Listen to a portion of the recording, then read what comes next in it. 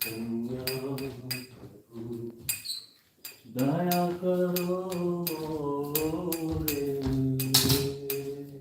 श्री कृष्ण चैतन्य प्रभु दया करो मोरे। Shri Krishna Chaitanya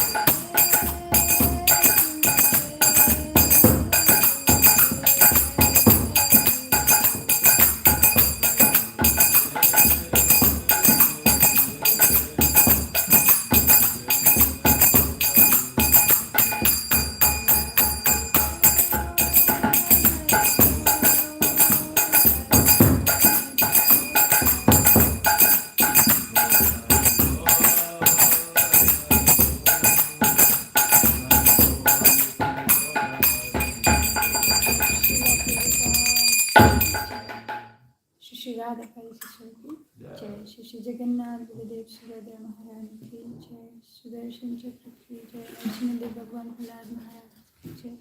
Shri Shri Nitai Sachichud ki jai. Shri Prabhupada ki jai.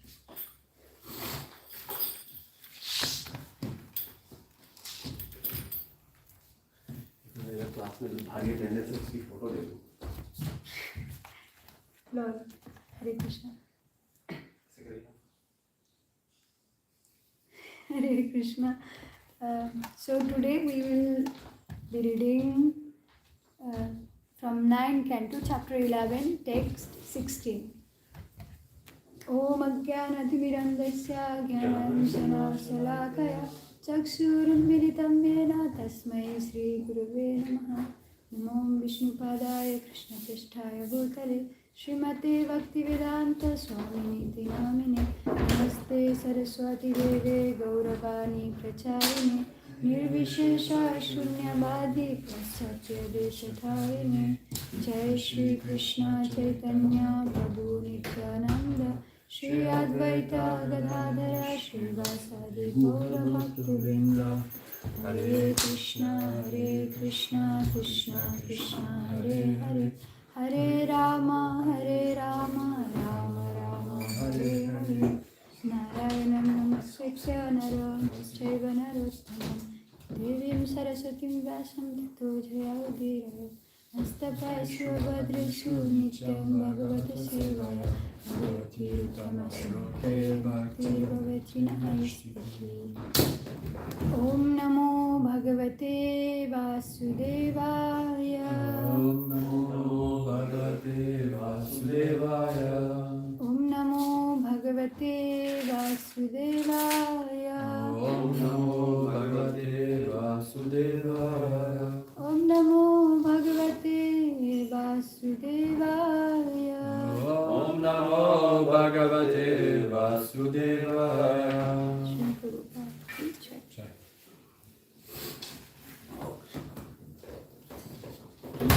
11:16. Yes, 16. Tachrutva Bhagavan Ramo Takshurva Bhagavan Ramo Vrundanapi Diya Shuchaha Vrundanapi Diya Shuchaha Ismaram Stasya Gunam Tam Stan Smaram Tasya Gunam Tam Nasakno Druddumiswaraha Nashakno Drudumishvaraha Tachrutva Bhagavan Ramo Takshurva Bhagavan Ramo Vrundanapi Diya Shuchaha Vrundanapi Diya Shuchaha Ismaram Stasya Gunam Tam Stan Smalam Stasya Gunam Tam Nasakno Druddumiswaraha Nashakno Drudumishvaraha Tachrutva Bhagavan Ramo Takshurva Bhagavan Ramo Vrundanapi Diya Shuchaha Vrundanapi Diya Shuchaha Smaram Stasya Gunam Tam Stan Smaram Stasya Gunam Tam Nasakno Druddumiswaraha Nashakno Drudumishvaraha Takshutva Bhagavan Ramo Takshurva Bhagavan Ramo Vrundan api diya sucha Vrundanapi Diya Shuchaha Smaram tasya gunam tamstam Smaram Tasya Gunam Tam Nashagno rudhum aishvaram Nashakno Drudumishvaraha Takshurva Bhagavan Ramo Takshutva Bhagavan Ramo Vrundanapi Diya Shuchaha Vrundan api diya sucha Smaram Tasya Gunam Tam Smaram tasya gunam tamstam Nashakno Drudumishvaraha Nashagno rudhum ishvaram Tat. Tat. This news of Sita Devi is entering the earth. This the news of Sita Devi is entering the earth. Shrutva, Shrutva hearing, Hearing Bhagavan, Bhagavan the Supreme Personality of Godhead. The Supreme Personality Shri Shri Radha Parishishwar ki jai. Jai. Shri Shri Jagannath Baladev Subhadra Maharani ki jai. Shri Nitai Sachichud ki jai. Shri Prabhupada. Ramaha, Ramaha Lord Ramachandra, Ramaha Rundan, trying to reject. Api, although. Diya, by intelligence. Suchaha, grief. Smaran, remembering. Tasya, of her. Gunan, qualities. Tantan, under different circumstances. Na, not. Asak, not. Was able. Rodun, to check. Ishwaraha, although the supreme controller. Translation and purport by Srila Prabhupada. Srila Prabhupada ki jai. After hearing the news of Mother Sita's entering the earth, the Supreme Personality of Godhead was certainly aggrieved. Although he is the Supreme Personality of Godhead, upon remembering the exalted qualities of Mother Sita, he could not check his grief in transcendental love. Lord Ramachandra's grief at the news of Sita Devi's entering the earth is not to be considered material. In the spiritual world also there are feelings of separation, but such feelings are considered spiritual bliss. Grief in separation exists even in the absolute, but such feelings of separation in the spiritual world are transcendentally blissful. Such feelings are a sign of tasya prema vasyatva swabhavaha, being under the influence of Haladini Sakti and being controlled by love. In the material world, such feelings of separation are only a perverted reflection. Srila Prabhupada. Normally this verse from Srimad Bhagavatam or this section from Ramayana considered quite controversial. I mean the previous verses which we have read, we'll just to remind the context what actually happened and why Lord Rama is aggrieved and what are the exalted qualities that he is remembering. This verse invites us to meditate on qualities of Sita Devi also. So going back to the context, what really happened. So we arrive here at this point that Sita Devi has to enter the earth. Like as we have already heard, this pastimes of she entering into the fire, and also like Rama abandoning her while she was pregnant. Because this thing, like when we see from this material conception, like how it is the Supreme Personality of Godhead, how he could be so cruel, how he could, after all that Sita Devi has done for him, how he could just allow to happen. And I have heard some devotees explaining that this particular section from Ramayana has made like atheist and making angry, like made people angry at Lord Rama, and it's so confusing and heartbreaking at the same time.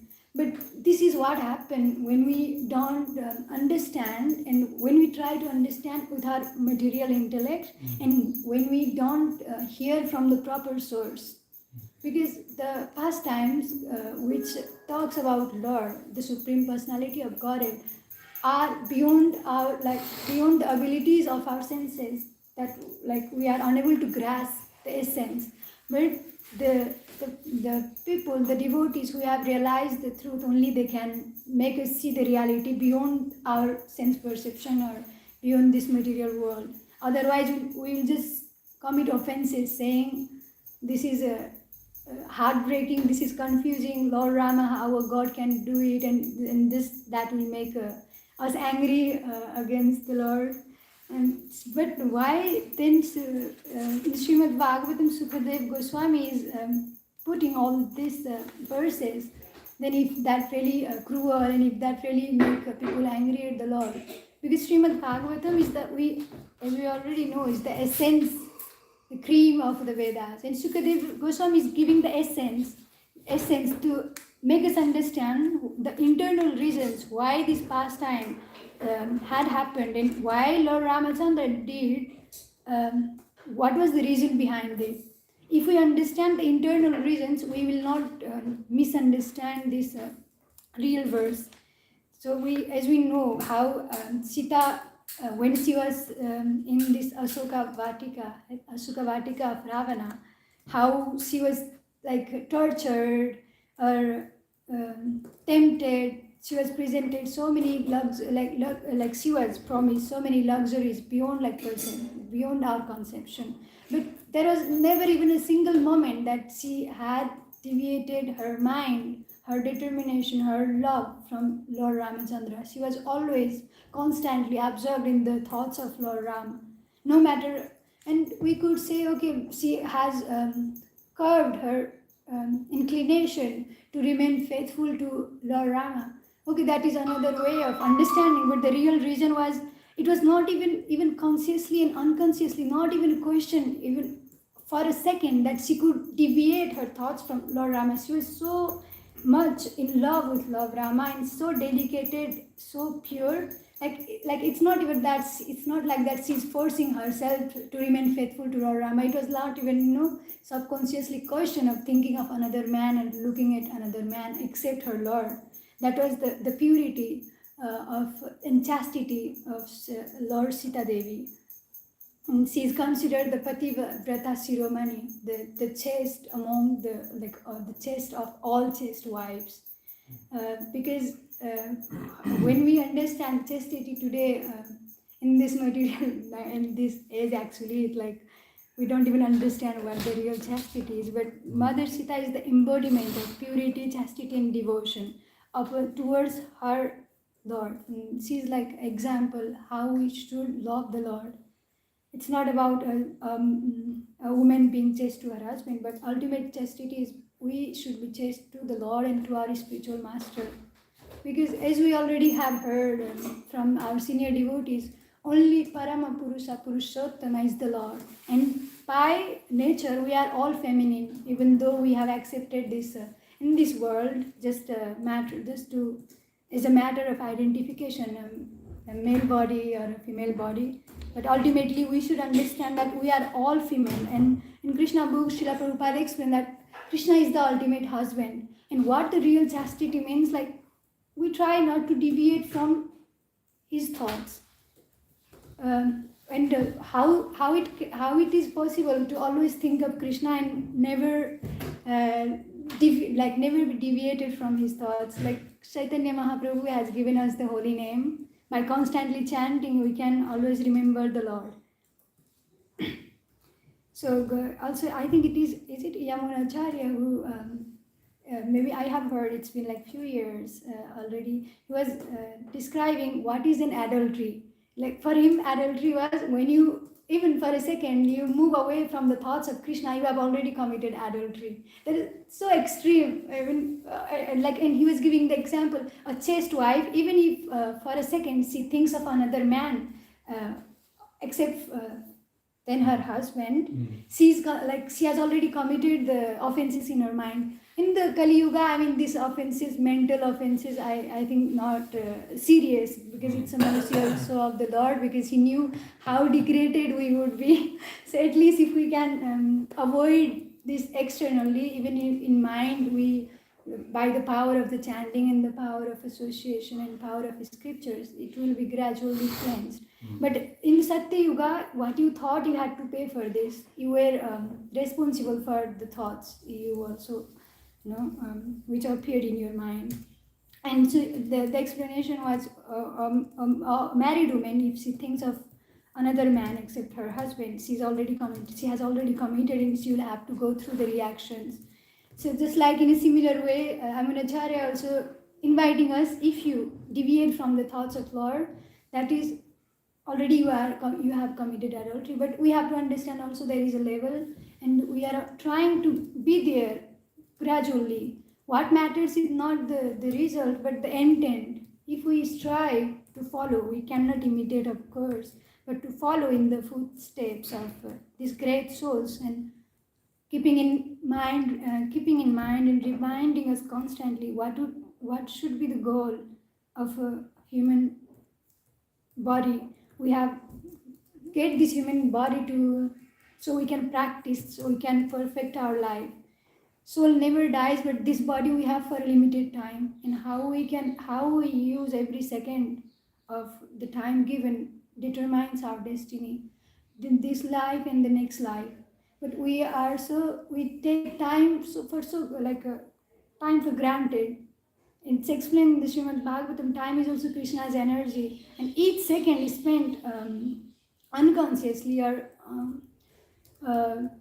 like for sense gratification. It's just putting us down, dragging us down with each moment, even not at perfection, even though we don't have love at this point. But the intent is, yes, I want to develop that love. I want to go there. This is my goal. But at the moment, I don't feel any pain or any separation or any love, any feelings. The emotions are here always fluctuating. One moment you feel love for someone, the next moment they do something and then that makes you angry, you start to hate them. This is the nature of the relationship of this material world. Okay, as long as that person gratify my senses or give me something which I want, then that person is good, I can love. It's so conditional, isn't it? Here in this, whatever form of love we are talking about, just trying to exploit each other, even whether it's I'm sorry, I'm not against relationship or loving relationship, but this is the truth. Everyone is after their own sense pleasure. I am the center in what I can take from that person. For a beautiful for a man, when he is attracted or he consider that he loves certain women, that what I can get from her, so I can enjoy her beauty or whatever qualities she has, I will be the enjoyer. And even also on the other side, the woman is thinking, oh, I will enjoy his wealth or I will enjoy his fame. The center is, I'm not saying like it's every time like this or everyone is like that, but this is how today's world is functioning. That's why there are so many problems with relationship, because what is real love? And with the example of Lord Rama and Sita, we also understand what the real love. It's not about you, it's about the other person, how you serve your beloved. And here we have lost this sense of serving, but just exploiting what I can get. As much as I can get something which will be pleasing for me, I love that person. So conditional. And the moment that it's not there, the love is not there. Can we even call that love? So this is the reality. And also these pastimes from Lord Ramachandra are trying to meditate or help, like trying to invite us to meditate on the power of pure love. And it's not that love is not where you are, where your beloved is.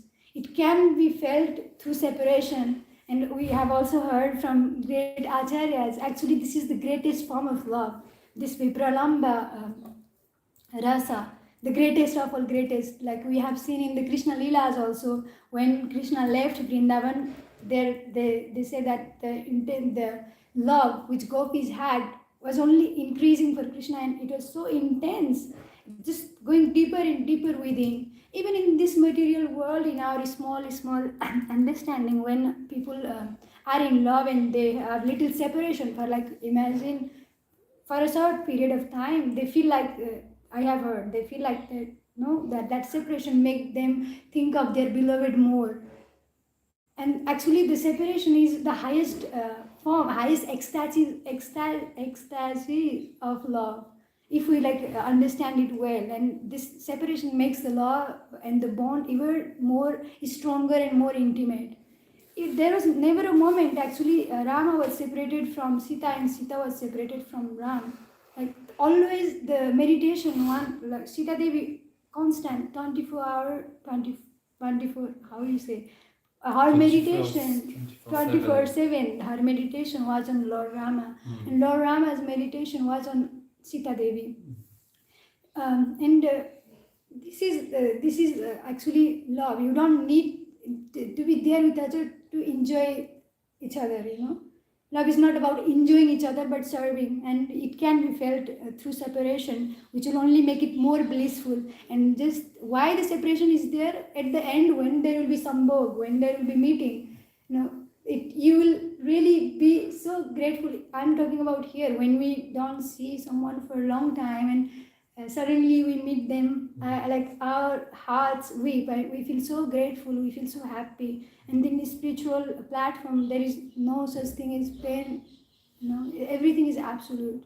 everything is transcendental. Srila Prabhupada is explaining that the spiritual world, the separation, feelings of separation in the spiritual world are transcendentally blissful.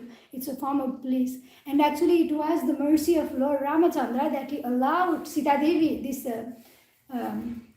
ecstasy. He wanted to feel himself through separation, but so he also wanted allow Sita Devi to feel this ecstasies of separation, this ecstasies of love through separation. So coming back to our first question, why Lord allowed and what were the internal reasons so we don't misunderstand the pastimes of the Lord. For example, we have heard many times why she had to go through this Agni Pariksha. When she was about to abducted by Ravana, actually her real Sita Devi, she was interested to Agni Dev, the presiding deity, fire, fire god. And then, so actually what Ravana took was just a Maya Sita, just her shadow. Because she's so pure, the goddess of fortune, nobody could like touch her, like how she could be touched by Ravana. It's impossible. She's so pure. But it was only the Maya Sita, the reflection, the shadow of the real Sita. And actually in the eyes of worldly people, it seems like Ramachandra, he loves her, but how he could allow Sita Devi to go to the fire. But externally, he knew, like there was no doubt on Sita's character from Rama's side. But he wanted to actually glorify Sita in front of the eyes of the world to reveal her purity, the power of her purity. When she went to the fire and she came out like, untouched by fire. And even even Agni Dev came to testimony, testify to Ram. There was never a single moment that she was deviated from your thoughts. She was always fixed in you, and she is always pure and chaste.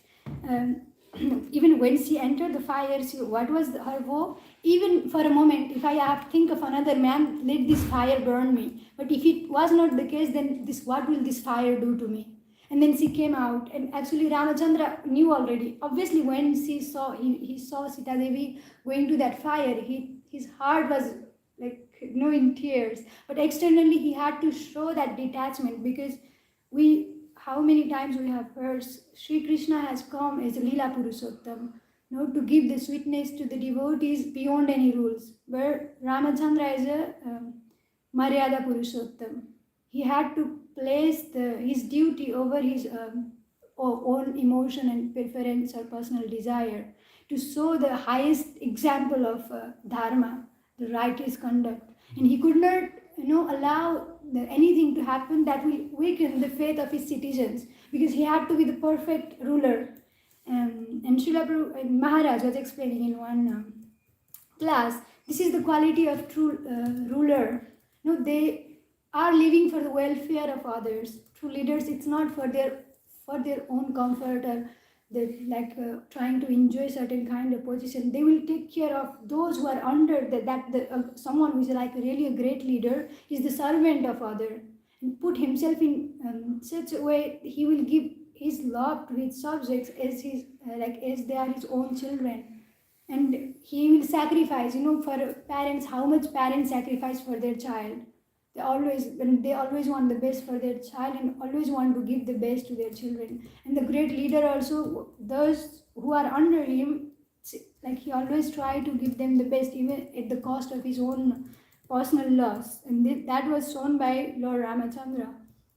And what was the another reason the reason abandoning Sita Devi while she was pregnant? This is, I know devotees, when they read this, especially this particular section of when he sent Sita Devi to Valmiki's ashram at that period, at that point when she need her husband the most, literally cry and can't understand. I know one devotee, she just couldn't understand how Lord could do that, but obviously she's a devotee, but it was so overwhelming. Every time she read that passage from this Ramayana, she just can't think clearly. She's just overwhelmed by what is happening and how this could be happen. But the internal reason is he wants to again one more time give that ecstasy to Sita Devi. When Krishna left Vrindavan, he was intensifying the love of gopis. He was giving them the highest ecstasy. And here also Ramachandra wanted her that she feels also the highest form of love, and he wanted to feel that. That is one reason. And the another reason is ultimately for the glorification of Sita Devi. Even though she was princess, even though she lived all her life in luxury, she didn't even put her feet in ground without shoes. But when it was time for exile, Lord Rama didn't want that Sita Devi come with him. And he was giving arguments. No, you cannot. You will not be able to bear. It will be very difficult. I'll be in the deepest forest. There will be animals. There will be thorns. Will not even eat cooked food. Will only survive on roots and herbs. And will only wear bark or tree bark. And you will not be able to live that way because you are a princess.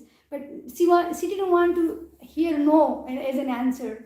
She refuted every argument Lord Rama gave, and she was not ready to hear anything. And she said, wherever you are, that will be heaven for me. And when you are not, even if I'm in the heaven, that will be the hell. And that's why also she's considered the chaste. And in our Vedic scriptures, Vedas, it's written for a wife, wherever her husband is, she should be, feel like a Radha. Whatever he can provide, she should be satisfied with that, without complaining, without boasting, oh, I am princess, what you are giving me. There was never a time that Sita Devi could do that. She was so surrendered and devoted to Lord Rama. Whatever the circumstances he was going through, she just couldn't be in the palace and enjoying her life. If her Lord is going in the forest, fearful and suffering.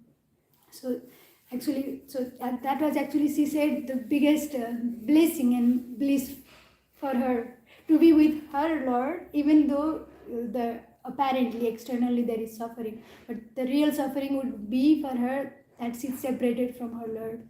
And also in Vedic civilization, the Madhajis are inspired to whatever the husband is providing, without complaint, that they serve, accept whatever the husband is sincerely providing, and without complaining about, my parents give that to me, why you are not able to do that, and to cooperate and to serve. Actually, the real love is service to each other, and this is how love grows between two people or among communities, wherever it is. Love grows through service. When you serve the other person's needs, instead of putting yourself, your senses or your personal selfish motives in the center, you try to serve what would be pleasing to the other person. And if the wife also doing only thinking about the husband, how I can bring him more pleasure, how I can better serve him, and the husband in the other way is thinking the same way, then there should be no problem, I think. This is the ideal situation, and should be satisfied. And Mother Sita is giving this example how a wife should be. Also Lord Ram, he's giving how should a leader be. He's putting his dharma above his dharma of husband. Normally a husband is supposed to protect, to give a protection to the wife from all dimensions, so solely spiritual, emotional, physical. But at that time, when he was abandoning Sita, it didn't seem like he was doing his duty of a husband, but he was doing the duty of a king. Sometimes we hear that if you have to save 100 people by sacrificing one, what do you choose? You obviously choose 100 people to save, then even the one person is close to you. The real leader should do that. Where you can get more from it. So here it was one side, there is he loved Sita Devi so much. On the other side, he has his whole kingdom to rule. He has to establish this dharma. Why did he come? It was his, he descended for that reason. And we should also understand this like Bhagavad Gita 4:20 or 21, I think in verse 10 or 11, something. It explained those who understand the appearance and disappearance in my activities, of my of my descent in my activities, they will not get burned in this, get burned again in this material world. They will reach to me. Like when you understand the real, reason of his appearance. And here also, without doubting, without putting our tiny brain to judge any pastimes, if we understand actually there is an internal reason, the essence is something else, then we'll not commit any offenses of doubting Lord Rama or questioning why it happened like that, why this had to happen like that, why Sita Devi has to go through all this. And he wanted to actually just glorify Sita Devi, her purity, her devotion, her surrender to the Lord Rama.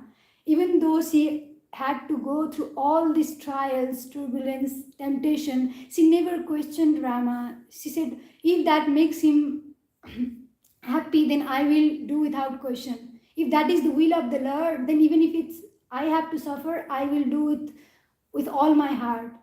In a blissful way, I will do that. And she never questioned any of his activities. She understood he is a supreme Lord and his will is for the best. Whatever he does, he never make any mistake.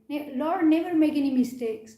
It's just we have like tiny brain, and we sometimes reason with our tiny brain. Maybe Lord, he could have done this, he could have done that.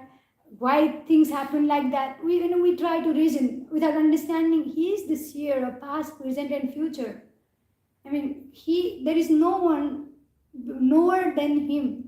And we think we know better sometimes because we try to reason, this happened to me, why God didn't listen? It could be better if it had happened. I pray. Sometimes we reason like that. But Krishna has better plan for us. If certain thing doesn't work, it's actually Krishna knows what best for you, what is better for you.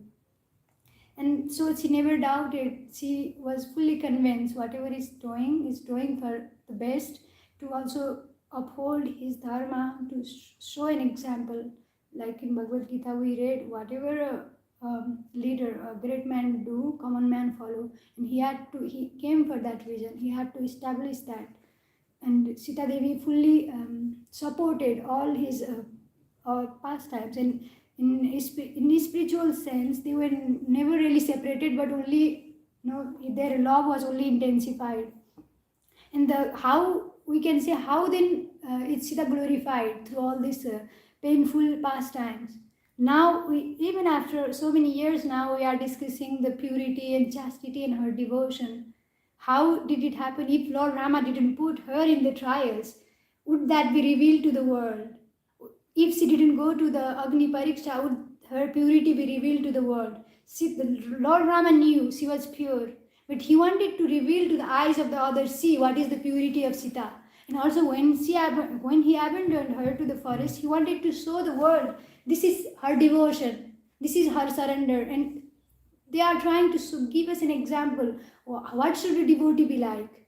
What is like real surrender? What is a real devotion? Sometimes when someone listens to us, if Krishna is fulfilling my desires, I will serve him and I call myself a devotee. But as soon as my things doesn't go my way, I start to doubt Krishna. Is that a real devotion? Is that a real devotee? Sita could have said, oh, how could my husband abandon me when I'm in this condition?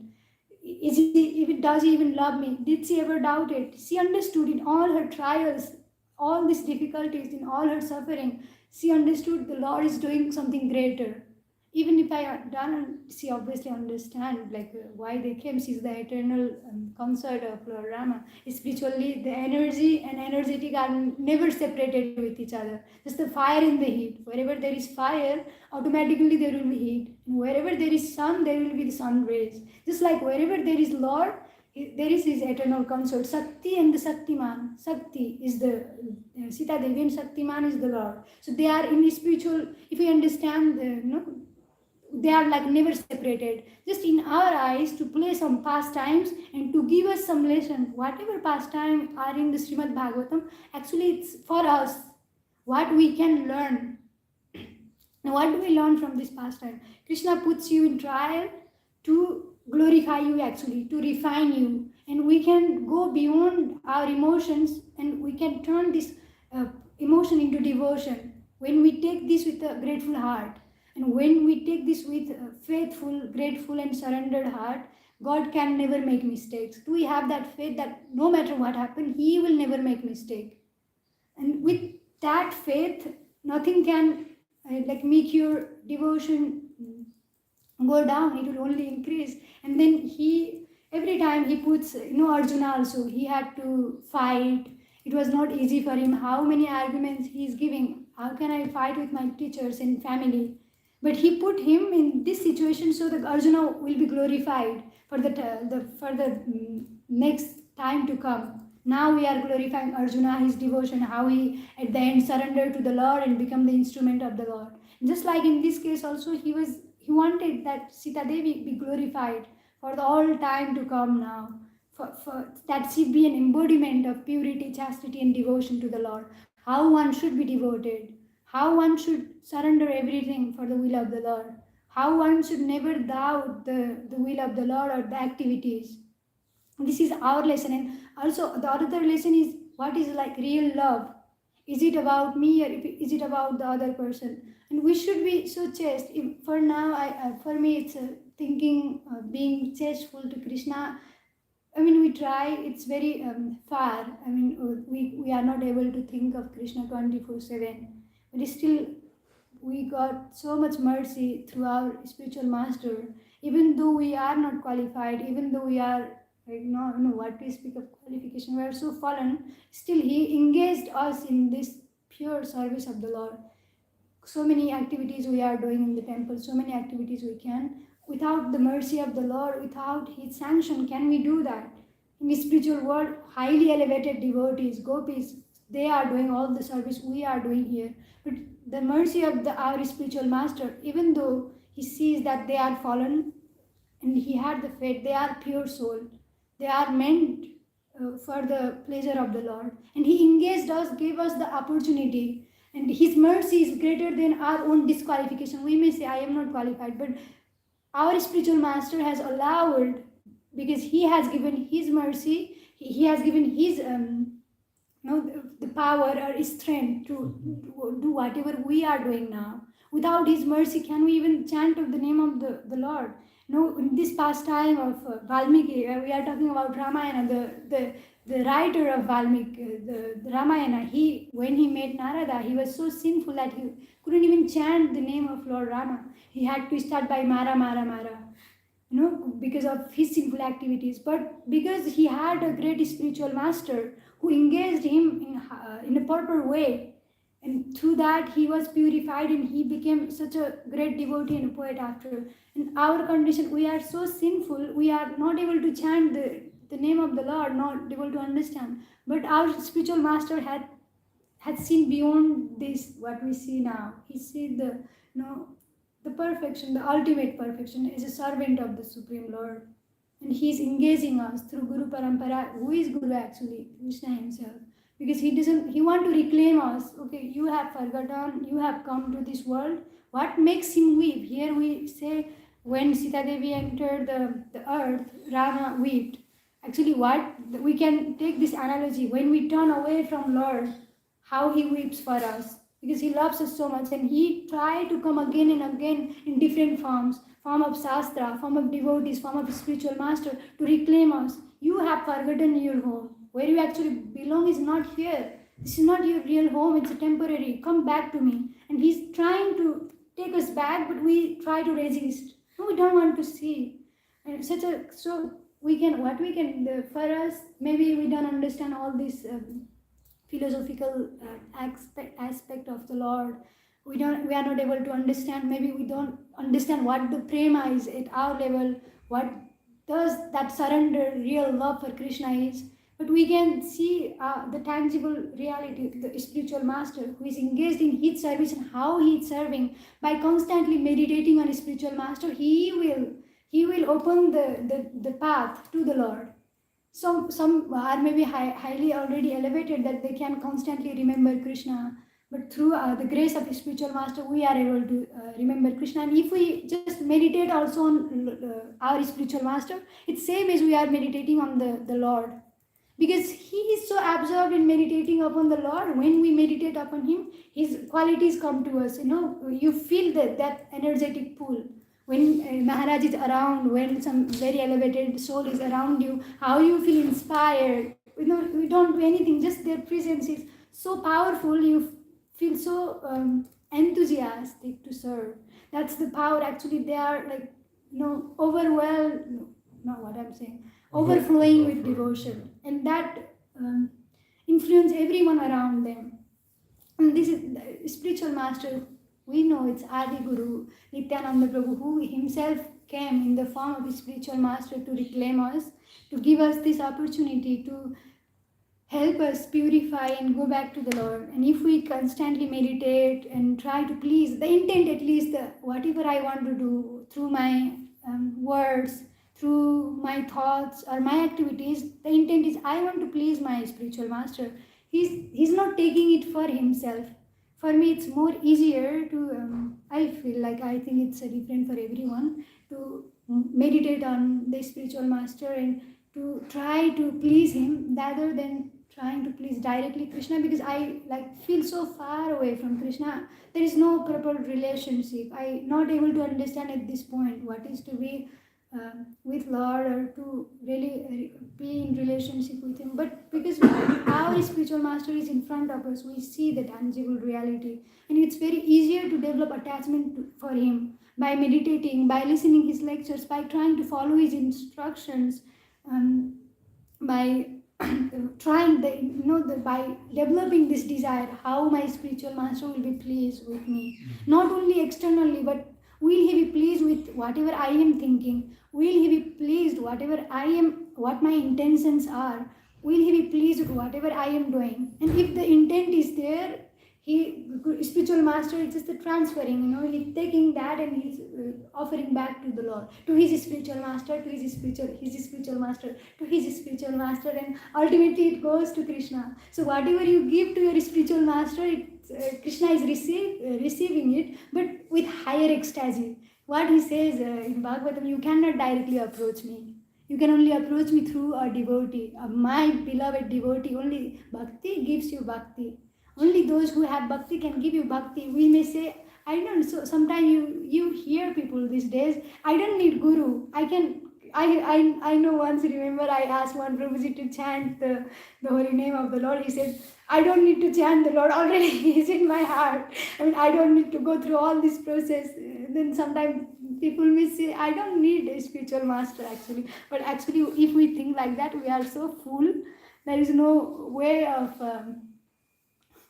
saving yourself from that illusion. So if whatever we do, whatever we intend, try to offer it to a spiritual master, which is more easier, then our life is at least successful. Even without being qualified to serve Lord, if we serve our spiritual master, then we are saved.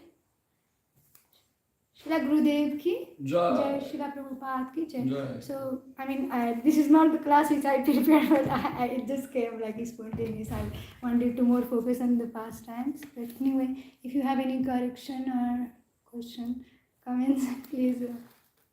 And I also ask forgiveness if I have made any mistakes. I have nothing to say. Yes, yeah. Very nicely you explained that why Lord Ram banished Mother Sita.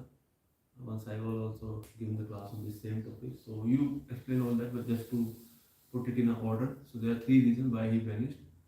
First, yes, as a ruler, there are more responsibility. You have to sacrifice your personal relationship, your personal comfort to set the right example.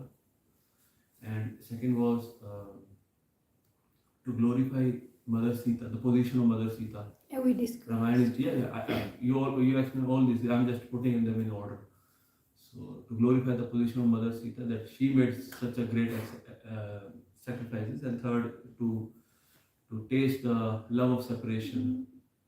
And towards the end, you talk about how by serving the spiritual master, you can definitely you'll get the mercy of Krishna. But at the very same time, you have to be very careful that it is mentioned in the Shastra that four things we must maintain with four people we must maintain